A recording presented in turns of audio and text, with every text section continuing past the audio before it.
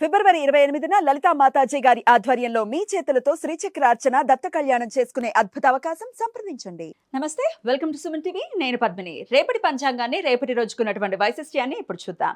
రేపు 9వ తారీఖు ఫిబ్రవరి నెల 2026వ సంవత్సరం సోమవారం. శ్రీ విశ్వావసు నామ సంవత్సరం ఉత్తరాయణం శిశిర ఋతువు. రేపు మాఘమాస బహుళపక్ష అష్టమి తిథి పూర్తిగా. విశాఖ నక్షత్రం రేపు పూర్తిగా. వృద్ధి యోగం రాత్రి 12:52 వరకు, తదుపరి ధ్రువం యోగం. బాలవకరణం సాయంత్రం 6:12 వరకు, తదుపరి కౌలవకరణం ఉంటాయి. సూర్యుడు మకర రాశి ధనిష్టా నక్షత్రం 1వ పాదంలో రాత్రి 9:04 వరకు, తదుపరి ధనుష్టా నక్షత్రం 2వ పాదంలో సంచరిస్తాడు. చంద్రుడు తులారాశిలో రాత్రి 1:11 వరకు, తదుపరి వృశ్చిక రాశిలో సంచరిస్తాడు. నక్షత్ర వర్జం పగలు 11:19 నుండి మధ్యాహ్నం 1:06 వరకు. అమృతకాలం రాత్రి 10:04 నుండి 11:51 వరకు. రేపు సూర్యోదయం ఉదయం 6:46, సూర్యాస్తమయం సాయంత్రం 6:15.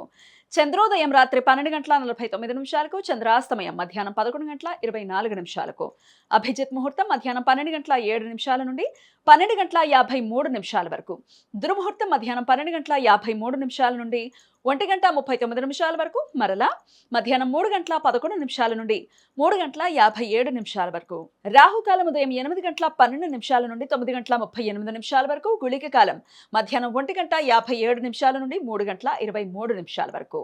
యమగండం పగలు 11:04 నుండి మధ్యాహ్నం 12:30 వరకు.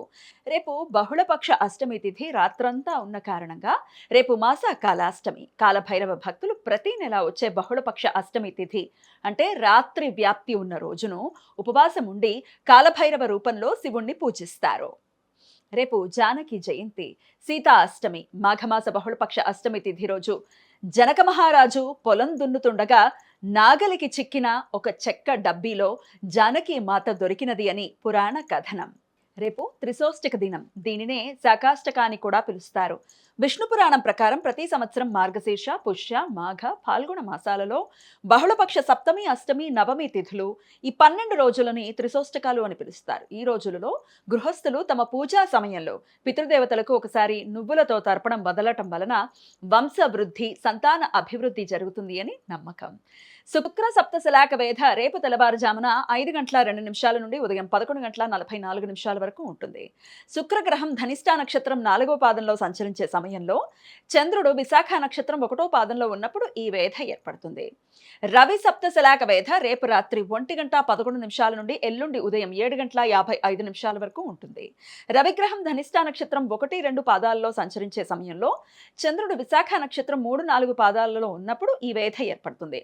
ఈ వేధ సమయంలో శుభకార్యాలు చేయడానికి అనుకూలం కాదు. ఈ సమాచారాన్ని మనకు అందించిన వారు మేడికొండూరు విశ్వనాథ్ ప్రసాద్ గారు. ఆయనకు కృతజ్ఞతలు తెలియజేస్తూ జానకీదేవి స్మరణతో సమస్త సన్మంగళాని భవంతు. నమస్కారం.